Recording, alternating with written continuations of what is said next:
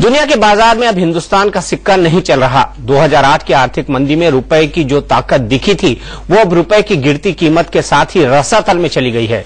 Dollar के मुकाबले रुपए की कीमत लगातार गिरती जा रही है और इसके साथ ही टूटती जा रही है आम आदमी की कमर। सरकार दावे कर रही है कि रुपए की दुर्दशा अमेरिका के चलते हो रही है और विपक्ष आरोप लगा रहा है कि सरकार की कमजोरी रुपए की गिरावट की शक्ल में सामने आ रही है। सच्चाई चाहे जो भी हो, लेकिन बाजार की चाल भांपने वाले आगाह कर चुके हैं कि देश आर्थिक मंदी की चपेट में आ चुका है।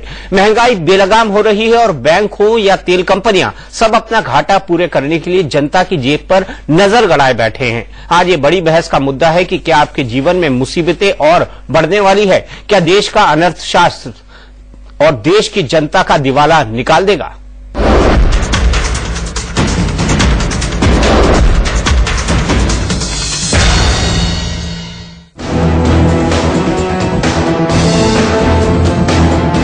अब दुख के साथ मुझे कहना पड़ रहा है कि मंदी हमारे यहाँ आ चुकी है। We are in stage of recession. ये कमजोर होते रुपए की चेतावनी है। डॉलर के मुकाबले लगातार टूट रहा रुपया अब उस स्तर पर पहुंच गया है जहां से देश की अर्थव्यवस्था और आम आदमी की रीढ़ टूटने का खतरा मंडराने लगा है। मंगलवार को $1 की कीमत 64 रुपए के भी पार चली गई, जबकि 1 अगस्त को $1 60 रुपए 99 पैसे का था। इसका सीधा सा मतलब ये है कि पिछले 20 दिन में कच्चे तेल से लेकर विदेश से इम्पोर्ट होने वाला हर सामान कम से कम 5% महंगा हो चुका है। हमारे बिहार के गांव में रहने वाली एक महिला जो हाउसवाइफ है, जिसको शायद अमेरिकन डॉलर का कॉन्सेप्ट भी नहीं मालूम, उसके लिए भी ये मुसीबत है। बिकॉज उसके लिए भी आटा, चावल, दूध, सब चीजों के दाम बढ़ जाएंगे। चाहे हमारा किसान मित्र हो, चाहे वो मित्र हो जो सड़क के किनारे ठेला लगा के चाय बेचता है, चाहे कोई कर्मचारी या ड्राइवर मित्र हो, सबकी कमाई पे इम्पैक्ट पड़ेगा। सरकार ने रुपए की गिरावट पर काबू पाने के लिए सोने के आयात पर ड्यूटी बढ़ा दी है। देश से डॉलर बाहर भेजने की सीमा 2 लाख से घटाकर 75,000 कर दी गई है, लेकिन रुपया फिर भी गिर रहा है और सरकार जनता और बाजार को आश्वासनों की घुट्टी पिला रही है। जो कदम सरकार उठा रही है यकीनन कामयाब होंगे, लेकिन थोड़ा समय लगता है। इससे सब चिंतित है, देश चिंतित है, लेकिन प्रधानमंत्री सरकार भी चिंतित है, तभी वो कदम उठाए जा रहे हैं। सच्चाई ये है कि सरकार की बातों पर ना तो निवेशकों को यकीन है और ना ही विपक्ष को। इस सरकार ने अर्थव्यवस्था के ऊपर नियंत्रण खो दिया है। मार्केट्स ने, पूंजी निवेशकों ने और देश की जनता ने इस सरकार में अपना विश्वास खो दिया है और अब एक ही उपाय है कि जल्दी से जल्दी इस देश में लोकसभा के चुनाव हो, नई सरकार बने। ये तो एक बहुत बड़ी बीमारी है जिससे हमारी इकोनॉमी अब ग्रस्त हो गई। एक तरफ सरकार नहीं है, अगर सरकार नहीं है तो कोई ऐसी नीति नहीं है जिस कारण आज की जो परेशानियां हैं उनसे जूझा जा सके। सरकार की दलील है कि अमेरिकी अर्थव्यवस्था में सुधार आने की वजह से निवेशक अपनी पूंजी वापस ले जा रहे हैं। सच्चाई ये है कि अमेरिका ने अपनी तिजोरी से $400 अरब बाजार में बॉन्ड की शक्ल में झोंक दिया है। रिजर्व बैंक के मुताबिक भारत सरकार के पास $278 अरब का विदेशी मुद्रा भंडार है। फिर रुपए की मजबूती के लिए उसका इस्तेमाल क्यों नहीं हो रहा, इसका जवाब किसी के पास नहीं है। जो फॉरेन एक्सचेंज की रिजर्व्स हैं उसको भंडार के रूप में क्यों रखते हैं? उसी को उपयोग करना चाहिए। उसमें 270-80 बिलियन डॉलर्स हैं, उसमें से आप $10 बिलियन भी मार्केट में लाओगे तो दाम घट जाएगी। जानकारों का कहना है कि देश में आर्थिक संकट के संकेत 6 महीने पहले से ही मिल रहे हैं, फिर भी सरकार हाथ पर हाथ धरे बैठी है। देश के अंदर लोगों के हाथ में खरीदने की क्षमता बढ़ाओ, उसका मतलब है सरकारी निवेश बढ़ाओ, अपनी इंफ्रास्ट्रक्चर जो है बिल्ड करो, लोगों को नौकरियां दो। वो जब अपने तनख्वाहें खर्च करेंगे तब जो है आपके देश के अंदर उत्पादन बढ़ेगा। अब रुपए की गिरावट से महंगाई बढ़ चुकी है, शेयर बाजार में भूचाल आया हुआ है। निवेश और उत्पादन घटने से कंपनियां कर्मचारियों की छटनी में जुट गई हैं और बची खुची कसर तोड़ने के लिए अब बैंकों ने भी ब्याज दर बढ़ाने की तैयारी शुरू कर दी है। अब रेट ऑफ इंटरेस्ट बढ़ने की संभावना बहुत ज्यादा बढ़ गई है। यानी अगर अभी आपने ताजा हाउसिंग लोन लेके घर लिया है तो एक तरफ तो घर की कीमत कम होने की जो है संभावना है, दूसरी तरफ आपकी ईएमआई बढ़ने की संभावना है, बिकॉज रेट ऑफ इंटरेस्ट बढ़ने की संभावना होती है, तो वो भी एक दोहरी नेगेटिविटी पड़ेगी।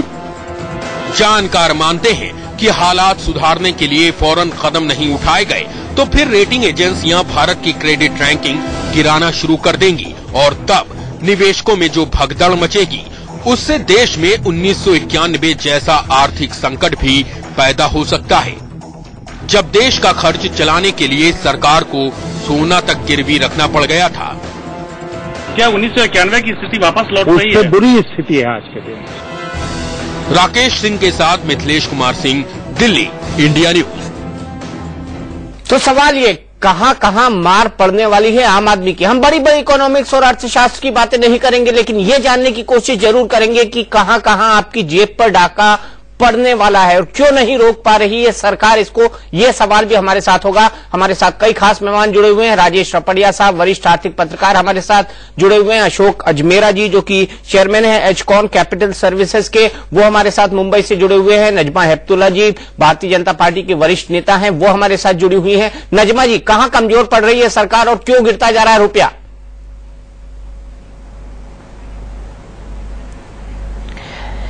जब सरकार के ऊपर से लोगों का एतमाद उठ जाता है, जब लोगों को लगता है कि यह सरकार भ्रष्ट सरकार है, मैं सिर्फ भारत के लोगों की बात नहीं कर रही, मैं विदेश की बात कर रही हूँ, इंटरनेशनल बात कर रही हूँ, जब हमारे करप्शन की सीमा एकदम बहुत ही बढ़ जाती है और हम नंबर 1 हो जाते हैं करप्ट कंट्री, तो जाहिर बात है कि कोई अपना पैसा करप्ट कंट्री में क्यों खर्च रखेगा। इसीलिए जो पैसा ये अमेरिका की वजह से नहीं है, या हमारी कमजोरी की वजह से हम हमेशा दूसरों पे इल्जाम लगाते हैं कि क्योंकि वहां ये हो रहा है तो हमारे यहाँ हो रहा है। ये क्यों नहीं कहते कि हम करप्ट हैं, इसलिए जो FII है वो अपने पैसा निकाल के ले गए, क्योंकि उनको मालूम है कि अगर वो पैसा यहाँ रहेगा तो वो भी हड़प हो जाएगा। और जिस तरह से कि महंगाई बढ़ रही है वो भी करप्शन की वजह से बढ़ रही है, और ये जानबूझ के इस तरह से कर रही सरकार कमजोर है। हम तो बार बार ये बात कहते हैं, हमारे लीडर्स बार बार ये बात कहते रहे हैं कि ये नॉन गवर्नेंस है।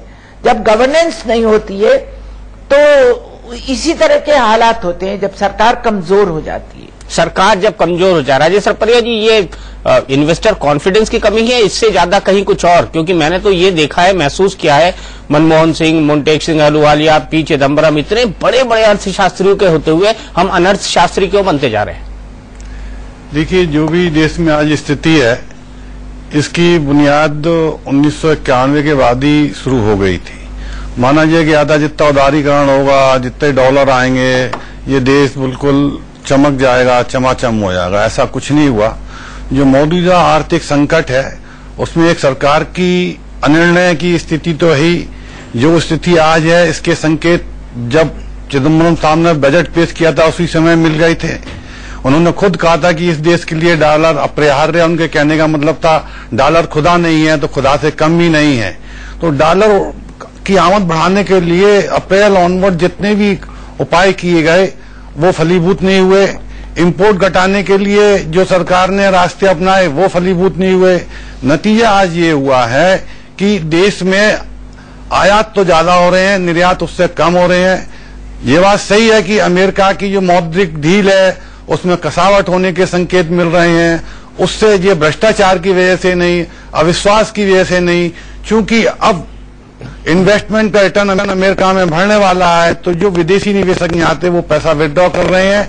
मई से लेके आज तक की डेट में $11 बिलियन रुपया विदेशी निवेशक भारत से विड्रॉ कर चुके हैं। स्थिति ये है कि सरकार को जितना चेतना चाहिए था, जितने कठोर कदम उठाने चाहिए थे, वो सरकार अभी भी हिचकिचा रही है। मेरे को अभी तक ये समझ में नहीं आ रहा कि बोर्ड ने इस देश के कैड को, करेंट अकाउंट डेफिसिट को का नाश मार रखा है, उसको नियंत्रण में करने के लिए क्यों नहीं मोरारजी देसाई जैसा कठोर कदम ये सरकार उठाती, यानी क्यों नहीं इस समय गोल्ड कंट्रोल करती। यदि गोल्ड कोई केवल काबू कर ले तो रुपया फिर 55 और 54 रुपये आ जाएगा, लेकिन पता नहीं क्यों यह सरकार गोल्ड के आयात पे कठोर कदम उठाने के लिए तैयार नहीं है। मेरा सीधा आरोप है इसकी मूल वजह जो इस देश के नई न्यू रिच यानी कि पॉलिटिशियन, कारोबारी और ब्यूरोक्रेट है, इनका जो नेक्सस है, इसकी वजह से जो कालाधन पंप रहा है वही सबसे ज्यादा निवेश आज सोने में हो रहा है। 2001 की तुलना में 30% निवेश केवल सिक्कों में बढ़ा है। सिक्कों में इसमें निवेश केवल पैसे वाले लोग करते हैं और जो न्यू रिच क्लास है उसका सबसे ज्यादा निवेश सोने में हो रहा है। गवर्नमेंट को सोना चेक करना चाहिए था, पता नहीं क्यों अभी तक सोने को लेकर सरकार सुस्त है। सोने को लेकर सरकार सुस्त है। अशोक अजमेरा जी, आपको क्या लगता है कहां कहां मुसीबतें आम आदमी की ओर बढ़ने वाली हैं?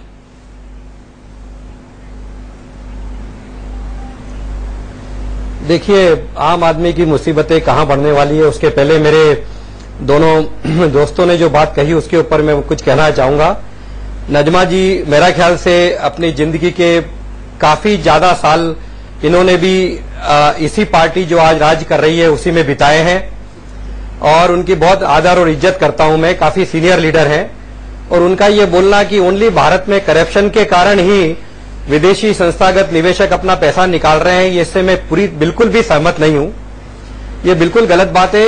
ये एक ऐसा टाइम है जब हमें पार्टी पॉलिटिक्स से ऊपर उठकर देश की अर्थव्यवस्था को संभालने के लिए साथ में प्रयत्न करना चाहिए।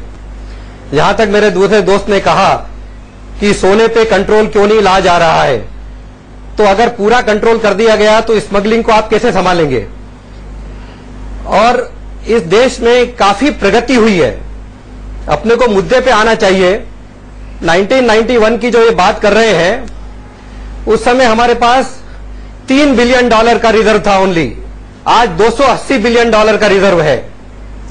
आज हमारे पास $1.5 ट्रिलियन का सोना है जिसे गवर्नमेंट यूज कर सकती है। हमें यह नहीं भूलना चाहिए कि लीमन ब्रदर जैसा जो कि पूरे देश की अर्थव्यवस्था के बराबर की एक कंपनी थी, वह कंपनी एक सप्ताह में उड़ गई। आज 2008 से 2013 तक आपके देश को जिस तरह से चलाया गया वह कोई मामूली बात नहीं है। हम बिल्कुल फॉर्चुनेट हैं कि हमें ऐसे अर्थशास्त्री मिले हैं, डॉक्टर मनमोहन सिंह जैसे, मिस्टर चिदम्बरम जैसे और मोंटेक्सी अहलूवालिया जैसे। उसके कारण आज हमारा देश अभी भी बचा हुआ है उस वैश्विक मंदी से। हमें मुख्य मुद्दे की बात करना चाहिए। जिस रुपए को आपने संभाल के रखा, 53, 54, 55, 56, 6 साल तक उसको आपने संभाल के रखा, ये बिल्कुल तारीफे काबिल है। और जहां तक कदमों का सवाल है, रिजर्व बैंक ऑफ इंडिया को हम ऑटोनोमस बॉडी मानते हैं। सरकार कितना इंटरफियर उसमें कर सकती है? जब रिजर्व बैंक ऑफ इंडिया जो कि एक गवर्नर उसके सुप्रीम होते हैं, अगर वो ओनली इन्फ्लेशन कंट्रोल को लेकर ही चल रहे हैं और जो ग्रोथ का मुद्दा है उसे पूरा इग्नोर कर रहे हैं, तो देश में ग्रोथ कैसे आएगी? लोगों का जो कि आज 35 साल के चार्टर्ड अकाउंटेंट्स हैं, पार्शियल इकोनॉमिस्ट है, कैपिटल मार्केट एक्सपर्ट्स हैं, हमारा ये मानना है कि ग्रोथ के अगर सवाल है, ये बात बिल्कुल मानने वाली बात है कि अगर रुपया 64 रुपया या 65 रुपया पहुंचता है तो एक आम आदमी को इसकी बहुत तकलीफ होगी, क्योंकि हम काफी इंपोर्टेड गुड्स के आदी हो गए हैं। हमारा 500 जो $बिलियन का जो इंपोर्ट है साल में, उसमें से करीबन 170-175 $बिलियन हम ओनली ऑयल और ऑयल प्रोडक्ट्स के इंपोर्ट में देते हैं और उसके बाद करीबन 65 से 70 बिलियन हम सोने का इंपोर्ट करते हैं। जो मुझे लगता है कि जो कदम उठाए गए हैं उसके कारण उसके बाद आधा हो जाएगा। तो हमारे पास इस 460 या 470 $बिलियन के सामने जो पूरे साल भर का इंपोर्ट है, उसके सामने $280 बिलियन का कैश रिजर्व है, डॉलर का रिजर्व है हमारे पास। 7-8 महीने के ग्रॉस इंपोर्ट का आज हमारे पास पैसा है, न कि 3 दिन का या 5 दिन का जो 1991 में था। तो इतना ज्यादा हताश होने की जरूरत नहीं है। हम हताश नहीं हो रहे साहब, हम हताश नहीं हो रहे अजमेरा जी, एवरीथिंग अजमेरा जी, हम हताश नहीं हो रहे, लेकिन हमें सवाल उठा रहे हैं कि आखिरकार आम आदमी की जेब कब तक कटती रहेगी? ये बड़ा सवाल है, क्योंकि कई तरह के इकोनॉमिक मेजर्स लिए गए लेकिन उसके बाद भी चीजें कंट्रोल में नहीं आ रही हैं, महंगाई लगातार बढ़ती जा रही है। नजमा हेपतुल्ला जी, आप अशोक अजमेरा जी की बात से सहमत है कि सिर्फ करप्शन ही कारण नहीं है?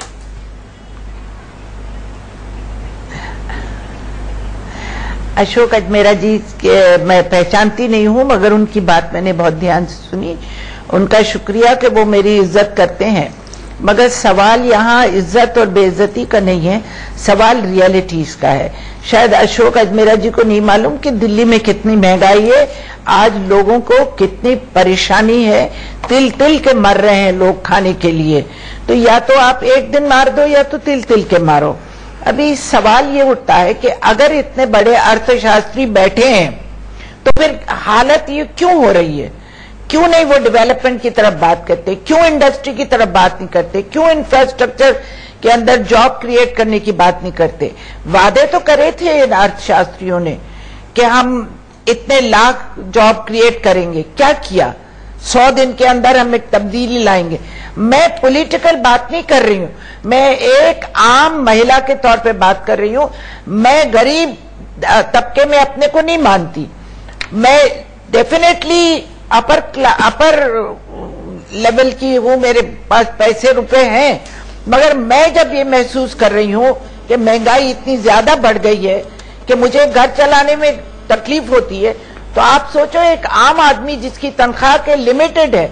और ये अजमेरा जी से एक बात मैं पूछूंगी, क्या ये वो ईमानदारी के साथ ये कह सकते हैं कि देश में करप्शन नहीं है?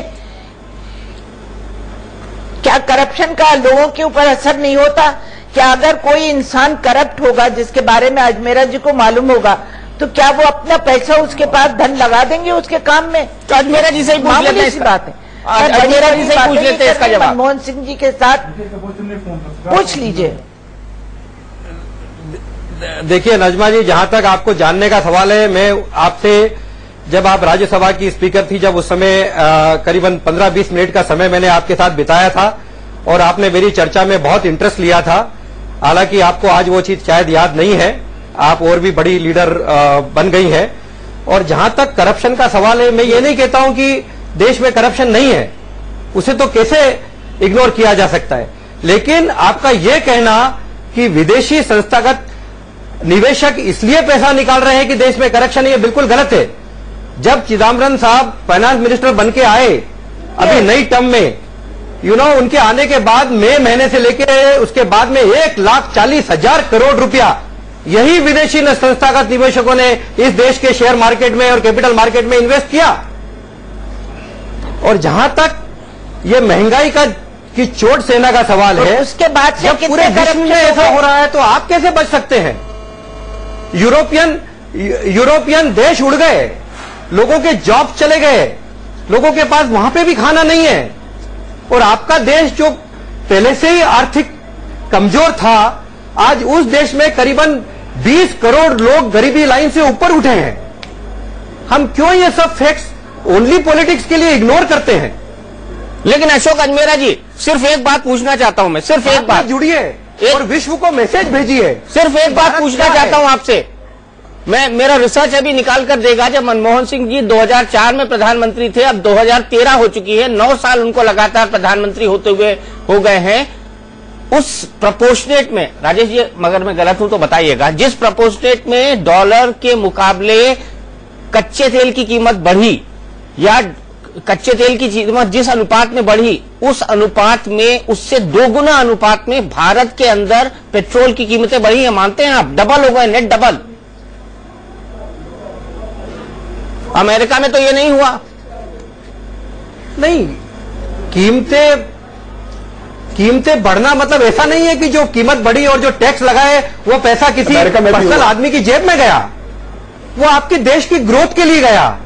इतने बड़े देश में इतना इंफ्रास्ट्रक्चर इन्वेस्टमेंट आपको करना है, इतनी गवर्नमेंट स्पेंडिंग करनी है, प्लान नॉन प्लान एक्सपेंडिचर करना है, तो भाव बढ़ाए, टैक्सेस के कारण भाव बढ़े हैं।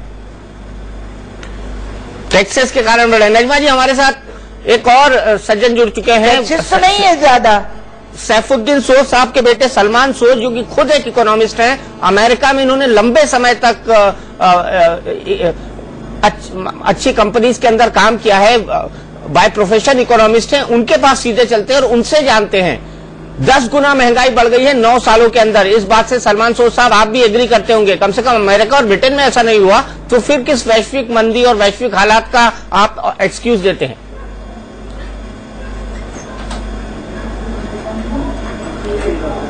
नहीं, मेरे ख्याल में ये पहले हम एक्सक्यूज की बात ना करें। महंगाई है, इसमें कोई शक नहीं, लेकिन हमको ये भी सोचना चाहिए कि महंगाई क्यों है, इसके रीजंस क्या है। ये अगर आप देखें इस वक्त दुनिया में क्या हो रहा है, पहली बात कि हम हिंदुस्तान जो है दुनिया से जुड़ा है, अलग नहीं है। हम किसी और दुनिया में नहीं रहते, हम इसी दुनिया में रहते हैं जहां बाकी सारे मुल्क रहते हैं।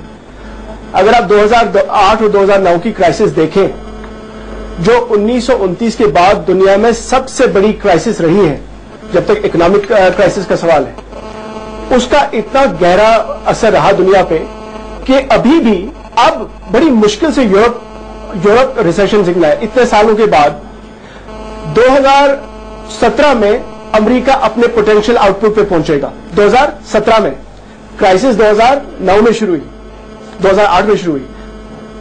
तो उस टाइम पे क्या हुआ कि जब अमेरिका पे इतना प्रेशर पड़ गया, यूरोप पे तो प्रेशर था ही, तो अमेरिका पे इतना प्रेशर पड़ा तो उन्होंने एक मॉनेटरी पॉलिसी में एक एक्स्ट्राऑर्डिनरी मानिए टूल इस्तेमाल किया जो कभी हुआ नहीं था। जब वो हुआ तो बहुत सारा पैसा हिंदुस्तान जैसे इमर्जिंग मार्केट्स में आया। अब थोड़ी स्टेबिलिटी अमेरिका में आ रही है, उनकी ग्रोथ रेट अब तकरीबन 2% छूने लगी है। 2%। बाय द वे हिंदुस्तान की ग्रोथ रेट इस साल 5.5 से 6% होगी। होगी है नहीं होगी, लेट मी करेक्ट इट। 8% होगी। Salman, let me correct it, होगी है नहीं। I think we have not cross 3.5, ये 3.5 के आसपास है। कम है, 5 से नीचे। 5 से नीचे नहीं, सुनिए नहीं, जी 5 साल का एवरेज निकालिए। सुनिए, आप अगर आप मुझे बात, मैं जरा बात कर सकता हूं? हाँ बिल्कुल करिए। मैंने सिर्फ आपको जब अमेरिका की ये जो टूल था उसको हाँ ठीक है जी, उसको अब वो वाइंड अप कर रहे हैं। उससे क्या हो रहा है कि न सिर्फ हिंदुस्तान में बल्कि सब तकरीबन इमर्जिंग मार्केट्स में वो जो पैसा आया था इंस्टीट्यूशनल इन्वेस्टर्स का, वो वापस जा रहा है। और इससे हर जगह आप देखेंगे धक्का लग रहा है, हिंदुस्तान में भी लग रहा है। लेकिन आपको यह बात याद रखनी चाहिए कि जिस टाइम पे ये क्राइसिस आया, उस टाइम 2 बड़े मुल्क थे जिन्होंने एक हिसाब से दुनिया को लीड किया। उनका नाम है चाइना और इंडिया। उस टाइम पे जो स्टुवर्डशिप, जो इकोनॉमी को चलाया हमारी गवर्नमेंट ने, आप कहीं भी देखिए, कंपैरिजन कीजिए, आप पुराना आपके रिसर्चर हैं, उनसे भी पूछे कि बाकी मुल्कों में क्या हो रहा था और हमारे मुल्क में क्या हो रहा था। जो ग्रोथ रेट्स हमने सस्टेन की, तो ये कोई आसान बात नहीं। इसका ये नहीं मतलब कि अब इन्फ्लेशन नहीं है, इन्फ्लेशन है, लेकिन उसके भी रीजंस मैं आपको बता रहा था। तो जो ये अगर आप पॉलिटिक्स में लाएं कि भाई करप्शन है, तो करप्शन में मैं अपने जो घर पे बैठे लोग हैं उनसे पूछता हूं, आपने अपनी जिंदगी में ये सुना है कि बस आज करप्शन है, इससे पहले कोई करप्शन नहीं है? आप देखेंगे करप्शन परसेप्शन इंडेक्स एक इंडेक्स है ट्रांसपेरेंसी इंटरनेशनल का। आप 2004-2003 के टाइम का देखिए इंडिया की रैंक, और अब देखिए रैंक क्या है। उन दिनों पिछले India was in the bottom 25%, आज India is in the middle. I am not saying that India की बहुत करप्शन फ्री, कैसे करप्शन फ्री है? करप्शन है, लेकिन इन्फ्लेशन का करप्शन से जोड़ना यानी कि आप लोगों को गलत इंफॉर्मेशन दे रहे हैं। मैं नहीं चाहता कि लोगों को गलत इंफॉर्मेशन मिले। हाँ, इन्फ्लेशन से टैकल कैसे किया जा सकता है, वो आपने देखा है कि पिछले टाइम में सरकार ने काफी सारे कदम उठाए हैं, उसका आहिस्ता आहिस्ता आपको नतीजा निकलेगा। मैं खास तौर से अनियन जो प्याज की बात करता हूं, क्योंकि मुझे पता है हमारे बहुत लोग घर पे हैं जिनको बहुत परेशानी है, प्याज की कीमत कितनी ज्यादा बढ़ गई है। उसके 2-3 रीजंस भी हैं। लास्ट ईयर जो सूखा महाराष्ट्र में पड़ा, उससे स्टॉक्स की कमी आई। कुछ जगहों पे इस बार बहुत ज्यादा बारिश हुई, उसकी वजह से जो हमारा क्रॉप था वो कमजोर पड़ गया। तो अब आप देख रहे हैं कीमतें बढ़ रही है। लेकिन जो दूसरा क्रॉप अब मानसून के बाद आ रहा है, तो आप देखेंगे, खुदा करे इंशाल्लाह आप देखेंगे कि अक्टूबर तक मुझे लगता है कि जो प्याज की कीमतें वो वापस नीचे उतरती जाएंगी। जैसे चढ़ी थी वैसे वापस उतरनी शुरू हो जाएंगी और जनवरी तक मेरे ख्याल में वही स्टेबलाइजेशन हो जाएगी। तो ये इसके काफी रीजन होते हैं कि पॉलिटिक्स इसमें ना करें ना। अगर हम चाहते हैं कि अगर हम चाहते हैं कि हम कंट्री फर्स्ट जिसको कहते हैं, मुल्क आगे पहले, तो फिर बीजेपी हो, कांग्रेस हो, बाकी पार्टियां हो, सारे हाथ मिलाएं और बताएं कि हम कैसे इंप्रूव कर सकते हैं। इस वक्त अगर चाहें तो हमारे जो नजमा साहिबा है, मैं इनकी बहुत इज्जत करता हूं, ये भी बता सकती हैं कि जो सरकार को इस वक्त क्या करना चाहिए, तो हम भी उसको कंसिडर कर सकते हैं ताकि हम एक होके इस चीज का मुकाबला करें। सलमान साहब, बहुत अच्छी बात है, तकरीर बड़ी अच्छी करते हैं। आपका टेलीविजन पे मेरे ख्याल से कम हिंदी चैनल पे पहला डेब्यू है। तकरीर बड़ी अच्छी करते हैं आप, और मैं एक बात के लिए आपको साधुवाद दूंगा, आपकी प्रशंसा करूंगा कि कम से कम प्याज की क्राइसिस के लिए आपने ग्लोबल इकोनॉमी को जिम्मेदार नहीं ठहराया। कम से कम प्याज की क्राइसिस के लिए आपने ग्लोबल इकोनॉमी को जिम्मेदार नहीं ठहराया। नजमा जी, मैं आपके पास चलूंगा। तर्क पूरे ग्लोबल इकोनॉमी से रिलेटेड है, वही तर्क हैं जो हम मनमोहन सिंह जी से सुनते हैं, मोन्टेक सिंह अहलुवालिया जी से सुनते हैं, हमने इसको प्रणब मुखर्जी से भी सुना काफी लंबे अरसे तक, बाकी लोगों से भी सुना। आपको पछती है कांग्रेस का हाथ आम आदमी के साथ बना हुआ है क्या अभी तक?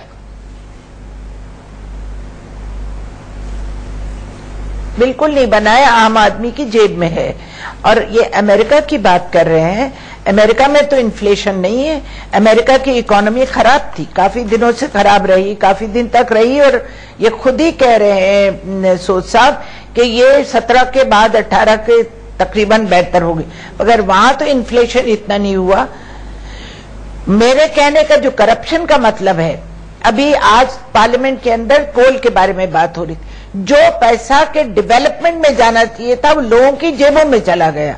जो डेवलपमेंट के लिए पैसा खर्च होना था वो लोगों ने खा लिया, इसलिए खराबी है। आप कैसे इग्नोर कर सकते हैं करप्शन को? और क्या ये मुझे बताएंगे कि 2004 में या 2009 में कितना फर्क हुआ और आज क्या है? हजारों करोड़ का खर्च करप्शन है। मैं तो जब हर्षद मेहता का मैटर आया था 2000 करोड़ का, तो मैं तो जब ही परेशान थी, मैं तो चेयर पे थी उस टाइम पे। आज तो पता नहीं कितने लाख करोड़ है, मेरे कंप्यूटर में भी उतने जीरो नहीं है। बिल्कुल बिल्कुल। राजेश सपरिया जी, आप करप्शन नहीं है, कोई इशू नहीं है इस देश में करप्शन का। राजेश सपरिया जी, आप सलमान की बातों से कितना सहमत करते हैं? उसके बाद मैं अशोक अजमेरा जी के पास चलूंगा क्योंकि मेरे पास नए डाटास भी आ गए हैं। देखिए, सलमान जी ने जो कहा वो क्राइसिस का एक हिस्सा है, एक पार्ट है, लेकिन हिंदुस्तान में जो क्राइसिस है उसको टैकल करने का है। हमको मालूम है दुनिया में मंदी है, निर्यात कम हो रहे हैं, तो हमको क्या तैयारी इस बात की नहीं करनी चाहिए थी अपने आयातों को कंट्रोल में रखें? पिछले 2004 से आज तक में जो नया आयात बढ़ा है उसके आइटम सुनिए आप। हमारा ऑयल बढ़ा है। ऑयल क्यों बढ़ा है? कि डीजल की ग्रोथ ज्यादा हो रही है पेट्रोल से। डीजल की कार कौन इस्तेमाल करता है? पैसे वाले, नंबर 1। सोने का कंजम्पशन बढ़ रहा है जिसकी वजह से $60 बिलियन के करीब का खर्चा है जो 2004 की तुलना में बढ़ा है, नंबर 2। सरकार की अनिर्णय की स्थिति की वजह से कोल का इंपोर्ट बढ़ा है, उसको गिनिए। दूसरी जो हमारी पॉलिसी है उनको आप जरा नजर देखिए। टीवी हम आयात करते हैं, उस पर खर्चा बढ़ रहा है, टेलीफोन का खर्चा बढ़ रहा है स्मार्टफोन के नाम पर।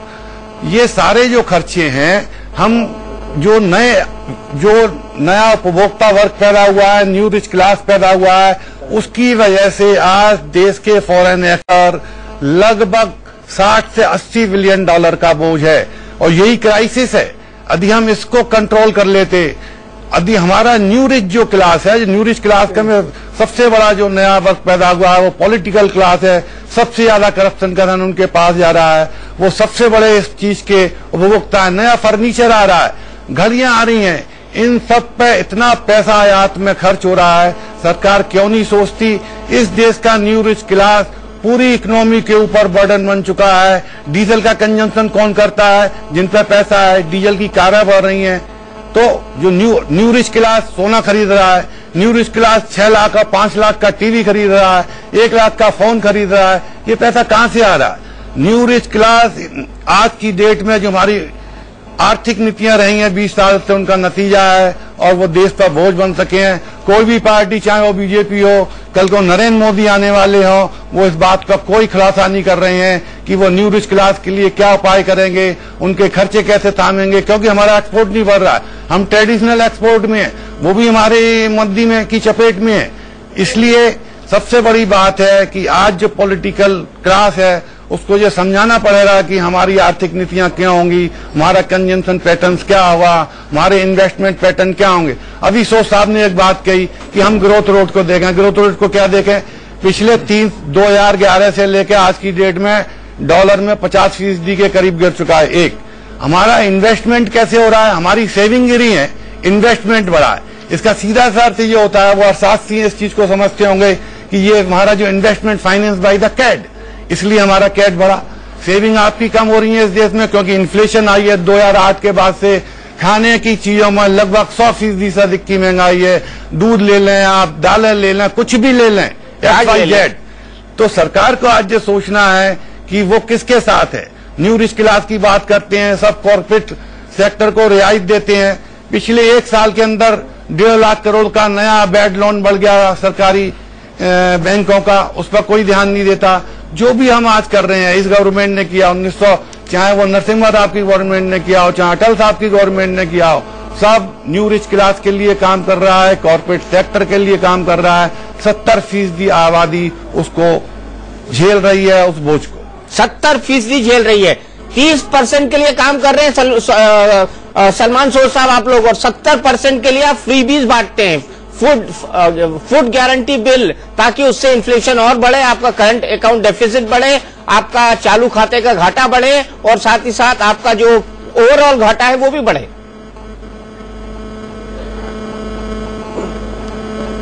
देखिए, मैं जो ये न्यू रिच क्लास या न्यू रिच जिसको कहते हैं, या कुछ ऐसा क्लास बन गया, उन्होंने इतना खर्चा कर दिया, उसकी वजह से इतनी क्राइसिस है, ये तो एक हिसाब से क्लास वॉर की जो बात है वो तो छोड़िए। लेकिन अगर आप हमारी पार्टी का रिकॉर्ड देखेंगे तो हम आदमी आदमी के साथ कितना है, और वो सब खुद ही पता चल जाता है, क्योंकि इलेक्शन तो आप खुद देखते हैं कि पिछले 2 इलेक्शन किन्होंने जीते।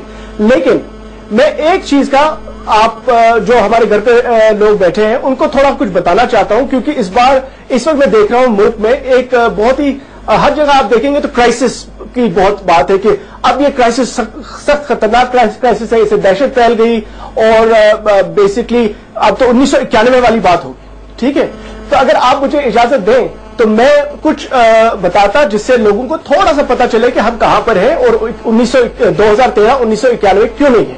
उससे मुझे लगता है, क्योंकि ये लोगों को घर पे पता होना चाहिए। पहली बात यह है कि कल वर्ल्ड बैंक के चीफ इकोनॉमिस्ट, जहां मैंने भी काम किया, अब कौशिक बासु हैं हिंदुस्तान के, और उन्होंने ये कहा कि 1991 और 2013 का कोई मुकाबला नहीं है इसका, और जो लोग ऐसा कहते हैं वो थोड़ा बड़ा चढ़ाव के बात बोल रहे हैं। दूसरी बात, अगर आप देखेंगे 1991 में हिंदुस्तान जो था वो 10वें नंबर पर था साइज ऑफ इकोनॉमी के हिसाब से, आज हिंदुस्तान 3रे नंबर पे है। उन दिनों अमेरिका के मुकाबले में हमारी जो इकोनॉमी थी 120th थी, 20वां हिस्सा। आज हमारी इकोनॉमी तकरीबन 3रा हिस्सा है, यानी कि हिंदुस्तान अब बहुत बड़ा मुल्क बन चुका है इकोनॉमी के हिसाब से। फिर जो क्राइसिस आई, और यहां पर तो बहुत करंट अकाउंट डेफिसिट की बात करते हैं लोग, तो मैं आपको बताऊं कि उस वक्त जब बैलेंस ऑफ पेमेंट्स प्रॉब्लम आया था, उसमें यह है कि आप देखेंगे जो एक्सटर्नल डेट होता है उसमें एक कंपोनेंट होता है शॉर्ट टर्म डेट, यानी कि जो आपको जल्दी वापस करना, उसका अगर आप रेशियो लेंगे फॉरेन एक्सचेंज रिजर्व के साथ, उस टाइम में 1991 में वो था तकरीबन 400%। आज वही रेशियो 31% है। उस टाइम अगर आप फॉरेक्स रिजर्व देखते, वो 15 से 21 दिन के लिए थे इंपोर्ट्स के लिए। आज वही फॉरेक्स रिजर्व 7 महीने के इंपोर्ट्स के लिए हैं। मुझे बताइए 1991 और 2013 में तो बहुत ज्यादा फर्क है। नहीं, मैं ये नहीं कहता कि हमारे पास चैलेंज नहीं है इस वक्त इकोनॉमी में, बहुत चैलेंजेस हैं। मेरा बड़ा हम्बल सबमिशन है, मेरा बड़ा चैलेंजेस है, लेकिन ऐसा क्या, ऐसा बनाना, मेरा बड़ा हम्बल सबमिशन है। मैंने 1991 की बात नहीं की, ना ही नजमा जी ने कही है। मैं सिर्फ यही जानना चाहता हूं कि मेरे काम में आने वाला पेट्रोल, मेरे घर की थाली, मेरे घर में जो लोग काम करते हैं जिनको मैं उनकी तनख्वाह देता हूं, वो कैसे कम होगी? क्योंकि सब बोलते हैं तनख्वाह बढ़ाओ, मेरी तो बड़ी नहीं है। चिदम्बरम जी और मनमोहन सिंह जी ये समझा दे कम से कम लोगों को। जी जी, बल्कि हम तो देख रहे हैं हमारी इंडस्ट्री में लोगों को निकाला जा रहा है जॉब से। देखिए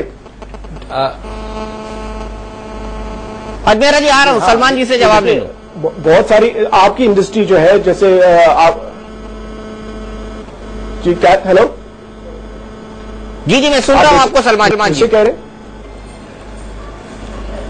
हेलो जी सलमान जी आप बोलिए, मैं सुन रहा हूं। तो देखिए जैसे कहीं पर लेऑफ्स में, मुझे पता है आपकी मीडिया हाँ थोड़ा डिले है, मीडिया इंडस्ट्री में जैसे लेऑफ्स है। देखिए जब इकोनॉमीज हमारी जो इकोनॉमी बनी है ओवर 1991 के बाद काफी लिबरलाइजेशन आ गया इकोनॉमी में, यानी कि हमने क्या किया कि हमने कहा कि मार्केट में हमें विश्वास करना चाहिए। और ये कांग्रेस पार्टी ने नहीं, बीजेपी में भी आप अगर देखेंगे एनडीए के टाइम में या यूपीए के टाइम में, उससे पहले भी वाजपेयी साहब के टाइम से पहले भी हमने ये एक फैसला किया कि हमको एक ऐसे इकोनॉमी बनानी चाहिए जिसमें थोड़ा मार्केट फोर्सेस का भी असर है, या ये पूरा प्लान्ड इकोनॉमी नहीं जैसे पहले था, क्योंकि हमने देखा कि बहुत सारे मुल्कों में वो फेल हो गया, टोटल फेल हो गया, कि जिसमें जैसे वो कम्युनिस्ट मुल्क काफी गिर गए। तो हमने एक दूसरा रास्ता चुना। इसमें उतार चढ़ाव तो आता रहता है, इसमें कोई शक नहीं। हाँ, अब आप ये कहेंगे कि ये बताइए कि इसकी जो आप महंगाई देख रहे हैं इस वक्त, जो इस वक्त क्राइसिस आपको लग रहा है, तो इसका ये कैसे खत्म होगा? देखिए जब रुपी, अगर आप रुपी को देखेंगे, अब रुपी जब डॉलर के मुकाबले में मानिए कम हो रहा है, तो ये तो इसकी वजह से एक हिसाब से महंगाई बढ़ती है। क्यों वो बढ़ती? इसलिए क्योंकि हमें देखना है कि ये जो जब तक हम बीमार को पता न चले, कि डॉक्टर को पता न चले कि बीमारी क्या है, तब तक इलाज तो नहीं कर सकते जी। तो हमारी जो इंपोर्ट बिल है वो सबसे ज्यादा तो वो कच्चे तेल में जाती है। जो तेल फिर वहां से आता है, क्योंकि अब हमारा रुपी कमजोर हो गया, तो उससे महंगाई का बहुत फर्क पड़ सकता है। लेकिन सरकार के पास ऐसे टूल्स हैं कि वो इस्तेमाल कर सकते हैं कि जिससे ये महंगाई पूरी तरह से आम आदमी तक ना पहुंचे। और उस पे मेरे ख्याल में सरकार इस वक्त वो देख रही है, और जो भी कदम इस वक्त उठा रही है सरकार, इसका तो एक दिन में इसका या एक हफ्ते में तो पता नहीं चल सकता ना। इकोनॉमी बहुत बड़ी चीज होती है, इसमें जब आप कुछ इंप्रूवमेंट लाते हैं, इसमें थोड़ा टाइम लगता है।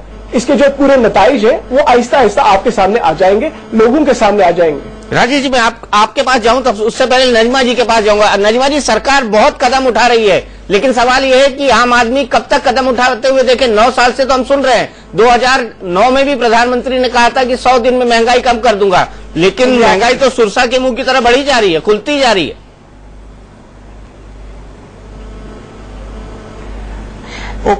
किसी ने मुझे एक SMS भेजा कि the prices are on escalator and rupee is on ventilator. तो ये सरकार भी वेंटिलेटर पे ही चल रही है। ये बोल रहे हैं कि इकोनॉमी बड़ी चीज है, तो आज थोड़ी हम आज की बात नहीं कर रहे। ये 9 साल से मनमोहन सिंह जी बहुत बड़े अर्थशास्त्री है, इसीलिए तो मैं पूछ रही हूँ कि अगर इतने बड़े अर्थशास्त्री नहीं कर पाए तो क्या वजह है? इन्होंने तो अटल जी का नाम भी नहीं लिया था, सोच साहब ने खुद ही अटल जी का नाम लिया। अटल जी की सरकार जब गई है 2004 में, तो कितना फॉरेन एक्सचेंज रिजर्व छोड़ के गई है जो आज तक चल रहा है। इस बात को कोई कबूल करने को तैयार नहीं है। और जब तो मैं कांग्रेस में थी, मैं बीजेपी में भी नहीं थी, मैं तो उसके बाद आई हूं। राजेश, अगर ईमानदारी की बात आप कहें कि अमेरिका का जवाब नहीं दिया कि अमेरिका के अंदर जब मंदी आई तो वहां प्राइसेस नहीं बढ़ी, वहां इकोनॉमी में मंदी जरूर आई थी, मगर वहां जिस तरीके से कि महंगाई यहां बढ़ी है अमेरिका में नहीं बढ़ी। इन्फ्लेशन बिल्कुल नहीं है, आम आदमी वहां परेशान नहीं है, वहां बड़े लोग परेशान है। उसका रीजन है ऐसे, यहाँ तो आम आदमी परेशान है, बड़े लोग। सलमान, क्या रीजन है? क्या रीजन है बताइए? क्या कह रही है आप सलमान? क्या रीजन है? क्या कह रही है आप? नहीं देखिए, अरे नहीं देखिए, नजमा साहिबा ने जो बोला ये तो देखिए, अमेरिका में तो हुआ, मैं था वहां, मैं खुद था वहां, मैं वर्ल्ड बैंक में था, हमारी इतनी बड़ी क्राइसिस खड़ी हुई थी। बात यह है कि जो अमेरिका में प्राइसेस नहीं ज्यादा ऊपर गए, वो उससे तो अमेरिका वाले भी डर रहे थे, वहां के इकोनॉमिस्ट भी बड़े डरे हुए थे कि ऐसा ना हो जाए कि ग्रोथ भी कम हो गई और प्राइसेस भी कम हो गए। वो बहुत खतरनाक चीज होती है। आप ऐसी दुआ ना करें कि कभी ऐसा हमारे साथ ऐसा हो, उससे तो आपकी इकोनॉमी बहुत देर तक पीछे रह सकती है।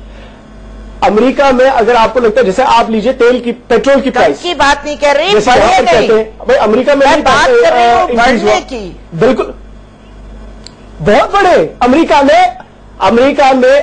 में पेट्रोल जो गैसोलीन प्राइस है बहुत बड़ा, बहुत ज्यादा बड़ा, वो $4.5 गैलन। आप देखिए, आपके रिसर्चर से पूछे कि अमेरिका में लोग कितने परेशान थे कि वो उनके गैस प्राइस, जिसको हम वहां पर गैस कहते हैं, बेसिकली पेट्रोल है, वो बढ़ गए थे 4.5।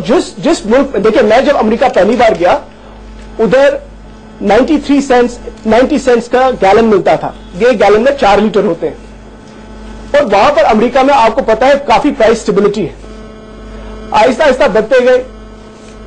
कुछ साल पहले तक वहां पर यही $1.5-2 के करीब गैलन हुआ करता था, और फिर क्राइसिस आ गई तो $4.5 के करीब हो गया, यानी कि मोर देन डबल। ऐसा नहीं है कि भाई अमेरिका किसी तरह से इंटरनेशनल मार्केट से बिल्कुल इम्यून है, वो कैसे हो सकता है? अमेरिका तो टोटली मतलब ओपन मार्केट है।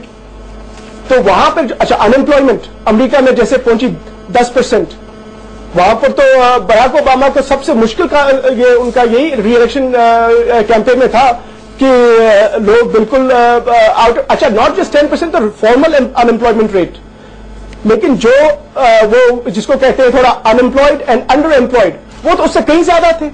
अमेरिका में तो बहुत प्रॉब्लम है, अभी भी अमेरिका में प्रॉब्लम है। इनफैक्ट अगर आप देखेंगे, अगर आपके रिसर्चर देखेंगे 2011 में सब सोच रहे थे कि भाई अमेरिका थोड़ा निकल गया इधर से और फिर से डिप हो गया, और अब अमेरिका कुछ संभल रहा है, और अभी भी पूरा संभला नहीं है। मैं आपको बता सकता हूं वो इसलिए क्योंकि यूरोप जो बहुत बड़ा इकोनॉमिक ब्लॉक है, सबसे बड़ा इकोनॉमिक ब्लॉक है दुनिया का, वो पूरा संभला नहीं। देखिए ना, आप ये कहेंगे कि भाई रुपी डाउन हो गया, ठीक, तो हमारे एक्सपोर्ट्स बढ़ने चाहिए, ठीक है, एक्सपोर्ट तो बढ़ते हैं। आप ये कहेंगे कि भाई तो ज्यादा क्यों नहीं बढ़ते? ये भी आप देखिए ना कि बाकी इकोनॉमीज भी तो अच्छी तरह से होनी चाहिए कि ताकि वो हमारी चीजें खरीदें। चलिए सलमान, मैं एक मिनट इन्वेस्ट करें। एक मिनट में पॉइंट रखना चाहता हूं। एफडीआई क्यों नहीं आया ज्यादा? मैं एक मिनट एक पॉइंट रखना चाहता हूं। मई 2004 में जब वाजपेयी जी ने सत्ता छोड़ी थी, तब पेट्रोल का रेट था 33 रुपए 70 पैसे, और आज जब आप सत्ता में हैं, तब जुलाई 2013 में दिल्ली के अंदर पेट्रोल बिक रहा है 70 रुपए 44 पैसे। कितना अंतर हुआ है? 2 गुना से भी ज्यादा। जी, क्या गैसोलीन प्राइस अमेरिका में इतने बड़े हैं? जी, प्याज का भाव है बराबर है। आप उस समय क्रूड, मैंने आपको कहा, मैंने आपको कहा कि डबल, मैंने आपको कहा क्रूड प्राइस भी देखी ना, क्या प्राइस थी? आप क्या कह रहे हैं? क्रूड प्राइसेस कहां थे और अब कहां है?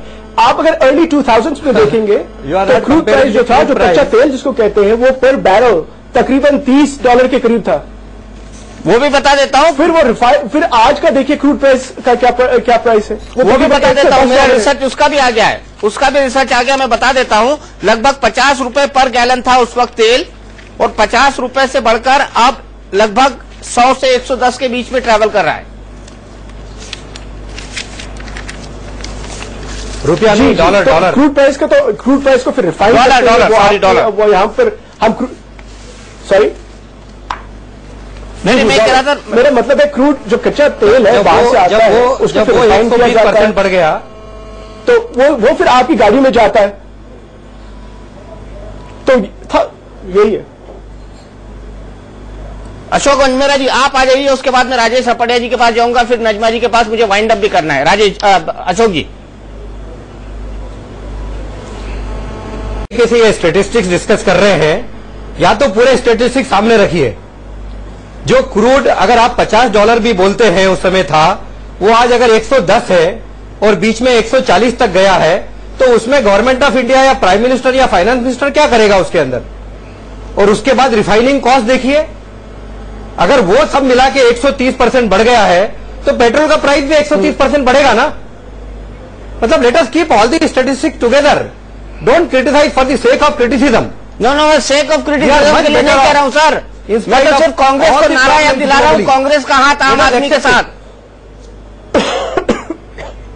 मैं बिल्कुल क्रिटिसाइज नहीं कर रहा हूं, मैं तो फैक्ट रख रहा हूं। और मैं कहां बोल रहा हूं कि अमेरिका में गैस की कीमत नहीं बढ़ी? पास हो रहा है, मैं तो सिर्फ ये कह रहा हूं कांग्रेस का हाथ आम आदमी के साथ। वो 70% लोगों के लिए ही बिल पास हो रहा है ये, तो उससे तो और महंगाई बढ़ेगी ना। आप देखिए आम आदमी की हालत कितनी सुधरी है। कितना फाइनेंशियल इंक्लूजन हुआ है राजेश रपरिया, मेरा क्रिएट हुई है, मेरा सोच साहब और अजमेरा साहब से एक सवाल है। आज गांव-गांव में जाके आप देखिए, मेरा सोच साहब और अजमेरा साहब से एक सवाल है। आपकी बातें सही हैं, कच्चा तेल बहुत महंगा हुआ है, इसमें कोई दो राय नहीं है, लेकिन मूल सवाल ये है, इतना महंगा तेल हो जाने के बाद इस देश में ऑयल का कंजम्पशन क्यों बढ़ रहा है? हिस्टोरिकली डीजल के कंजम्पशन की ग्रोथ रेट पेट्रोल से ज्यादा है हिस्टोरिकली 2007 के बाद। कृपया एक्सप्लेन करें इसको, क्यों अनावश्यक डीजल इस देश में इम्पोर्ट हो रहा है? That is the real issue. आप चाहते हैं राजेश जी, क्या आप ये चाहते हैं कि एम्बेसडर और फिएट कार ही आज तक चलाई जाए? आप जो नियो रिच बच्चों की बात कर रहे हैं, देश में दूसरी गाड़ियां नहीं आनी चाहिए? सर वही मैं पूछ रहा हूँ, देश में पैसा नहीं है खर्च करने को, लोगों के पास कम्युनिकेशन रुपये के होने से कितनी कीमत बढ़ती है, सब्जी बढ़ती है, बिजली बढ़ती है, सब चीजें खर्चा बढ़ता है, जैसी ऊर्जा महंगी होती है, ईंधन महंगा होता है, महंगाई का रियलिटी। आप केवल 10% लोगों के अय्याशी के लिए पूरी देश की जनता को उस पर झोंक देंगे। जहां तक सब मान रहे हैं कि डीजल बढ़ रहा है, आप सब लॉजिक मान रहे हैं, लेकिन कोई जवाब नहीं दे रहे आप। अय्याशी नहीं है, और जिसको आप अय्याशी जो 3% या 5% या 10% लोगों के लिए बोल रहे हैं, उन्होंने उद्यम किया है, उन्होंने रिस्क लिया है जिंदगी में, उन्होंने एंटरप्रेन्योरशिप दिखाया है। आप ये मानते हैं कि ब्लैक की मनी, आप ये मानते हैं कि ब्लैक का पैसा इस देश में नहीं है, न्यू रिच जो क्लास पैसा खर्च कर रहा है वो सब नंबर व्हाइट में है, तो चिदम्बरम साहब क्यों पीछे पड़े हैं? दुनिया भर के मॉडल लगा रहे हैं इनकम टैक्स फॉलो करने के लिए, एक्सपेंडिचर को फॉलो करने के लिए। आप खुद ही अपनी सड़कों को काटते हैं, इनकम टैक्स नहीं देते हैं, खर्चा हो रहा है, दूसरी ये डेटा में आ चुका है। गवर्नमेंट कभी आई नहीं इस देश में, ओनली चिदम्बरम साहब की गवर्नमेंट ही आई, दूसरी गवर्नमेंट कोई नहीं आई इस देश के अंदर। भाई देखिए, दूसरी गवर्नमेंट, नजमा जी जो बात कर रही है, क्या कोई एक आदमी अपनी आंख एक आंख फोड़े, आप दोनों आंख फोड़ लेंगे क्या? अपनी कोई लॉजिक नहीं है, इन्होंने क्या किया, इन्होंने क्या नहीं किया। सिर्फ अपने को इकोनॉमिक मुद्दे पर जाइए, इकोनॉमिक मुद्दे पे आ रहा हूँ, बार बार पूछ रहा हूँ, क्या देश का जो इम्पोर्ट बिल बढ़ा है वो दीजिए, वो ऐसी चीजों से बढ़ा है जिसकी देश को आवश्यकता नहीं है। देश की शान बढ़ाइए बाहर, ये परसेप्शन, डॉलर घट के डॉलर उससे शान बढ़ेगी, खुद ही हमारा एटमॉस्फेयर अपन ने इतना विशेट कर दिया है, इतना परसेप्शन खराब कर दिया हमारे देश का, हमारे देश के लोगों ने ही, कि विदेशी लोग क्या आएंगे इस देश के अंदर फिर। अगर आपको अशोक अजमेरा जी, मैं आपको एक छोटा सा पॉइंट बताना चाहता हूँ। मैं थोड़ा कुछ पहले करप्शन नहीं था, मैं करप्शन नहीं था, मैं आपको एक छोटा सा पॉइंट बताना चाहता हूँ। आपने कहा कि गांव के लोगों की जिंदगी सुधरी हुई है, नहीं था, आप चाहते हैं कि वो एम्बेसडर फिएट गाड़ी रहना चाहिए था देश के अंदर। राजीव गांधी की सरकार डीजल यूज 64 करोड़ पे चली गई, राजीव गांधी की सरकार सिर्फ 24 करोड़ रुपए पे गई, 64 करोड़ पे गई। सवाल आज 64,000 करोड़ की बात कर रहे हैं, आप क्या बात कर रहे हैं? 1,000 करप्शन में इन्फ्लेशन हुआ, किसी चीज में नहीं हुआ। करप्शन 1 रुपए का हो या 1 करोड़ रुपए का या 1,000 करोड़ का हो, करप्शन इज करप्शन। और जो उस समय 60 करोड़ गलत बात कर रहे हैं, आज कैसे 500 करोड़ रुपए हो गया या 600 करोड़ रुपए के बराबर। शास्त्री है या क्या है? Corruption is a corruption. हाँ, अजमेरा साहब, मैं एक बात पॉइंट आउट करना चाहूंगा, मैं एक बात पॉइंट आउट करना चाहूंगा। आपने गांव की बात की कि गांव में जीवन स्तर कितना सुधरा है। आप इंदौर के रहने वाले हैं, मुझे पता है, मैंने आपका पूरा प्रोफाइल पढ़ा था। उससे 150 किलोमीटर दूर एक छोटा सा गांव है सेंधवा, वहां का मैं रहने वाला हूं, वहां से अभी भी जुड़ा हुआ हूं। मुझे पता है गांवों में इस वक्त मनरेगा के चलते क्या हालत है। इंदौर और आपके आसपास के इलाकों में अपने दोस्तों से पूछेगा, उनको काम करने के लिए मजदूर नहीं मिल रहे अब। ये भी एक हकीकत है इंडियन इकोनॉमी की। आपको स्किल्ड लेबर आपका भाग गया गांव की तरफ वापस में। बात है ना, इसका मतलब लोगों के पास काम है, लेकिन जहां से आपका प्रोडक्शन बढ़ता है वहां पर काम की कमी है, वहां पर स्किल्ड हाथों की कमी है, नहीं मिल रहे हैं। मतलब मुझे बताइए ना, जो काम रुके पड़े हैं उनका क्या होगा? वो जो स्किल्ड लेबर था वो कहां चला गया? काम है, जो स्किल्ड लेबर था, आपको भी पता है कितनी बड़ी क्राइसिस है। दीपक जी, ये आपको भी पता है कितनी बड़ी क्राइसिस है कि नहीं, आज हम जिस विषय पर बात कर रहे हैं, आप बहुत अच्छी बात सर, ये भी इकोनॉमी रिलेटेड इशू है। प्रोडक्शन होगा तभी आपका एक्सपोर्ट होगा। कि नहीं मानेंगे आपकी बात, मैं सलमान, आपका डेब्यू हो रहा है, आपको देने का मौका दूंगा, हमारे पास 1 मिनट बचा है। सलमान, आपका डेब्यू हो रहा, बहुत शानदार बोले हैं। अब अगला चुनाव लड़ जाइए आप श्रीनगर से। क्या श्रीनगर तो फारूक अब्दुल्ला, उमर अब्दुल्ला खाली नहीं करेंगे, आपको आसपास जाना पड़ेगा। सुनिए, मैं सिर्फ इतना कहना, सुनिए, मैं एक चीज कहना चाहता हूं कि देखिए, ये इस वक्त हमारे पास बहुत डिफिकल्टी है, कोई शक नहीं इसमें, लेकिन मैं आपको सिर्फ इतना बताना चाहता हूं कि अगर आप हिंदुस्तान का प्रोफाइल देखें बाकी मुल्कों के मुकाबले में, हमारा जो मुल्क है, यहां पर बहुत ही यंग पॉपुलेशन है। 65% जो हमारे लोग हैं 35 साल की उम्र के कम है, यानी कि बहुत यंग पॉपुलेशन है। काफी एजुकेटेड लोग हैं, काफी हमारा बड़ा मिडिल क्लास है, बहुत बड़ा मिडिल क्लास है। हमारा मिडिल क्लास तकरीबन अमेरिका के साइज का है, ठीक है जी। हालांकि उतना बाइंग पावर नहीं है जितना अमेरिका में, वो नहीं कर रहा, लेकिन काफी बड़ा मिडिल क्लास है। और यहां पर हमने जो सोशल इंफ्रास्ट्रक्चर, जिसको हेल्थ, एजुकेशन, ऐसी चीजें, उनमें काफी इन्वेस्टमेंट पहले से की हुई है।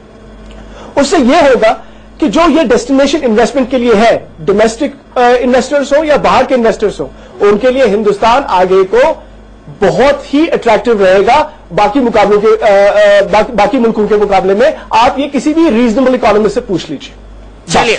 चलिए मैं अपनी बात को यहीं रोकूंगा और बड़े सीरियसली सोचना सलमान, आप चुनाव लड़ने के बारे में। अगला चुनाव 2014 में एक नया चेहरा हमको देखने को मिलेगा। अच्छी तकरीर करते हैं आप हमारे साथ आए, नजमा जी आई, अशोक जी आए, राजेश रपरिया जी आए, सबका बहुत बहुत शुक्रिया। उम्मीद करते हैं कि ऐसी गर्मा गर्म बहस का मौका हमको मिलता रहेगा। तब मैं थोड़े और फैक्ट्स लेकर आऊंगा, मुझे लग रहा है मैं फैक्ट्स में थोड़ा सा कच्चा था आज। अशोक अजमेरा जी बहुत बहुत शुक्रिया। आप इंदौर जाएं तो अपने दोस्तों से जरूर पूछेगा जो कंस्ट्रक्शन में काम करते हैं, स्किल्ड लेबर्स में काम करते हैं, कि उनको मजदूर मिलना बंद हुए कि नहीं हुए। फिलहाल बहस में इतना ही। इंडिया न्यूज पर खबरों का सिलसिला लगातार जारी है।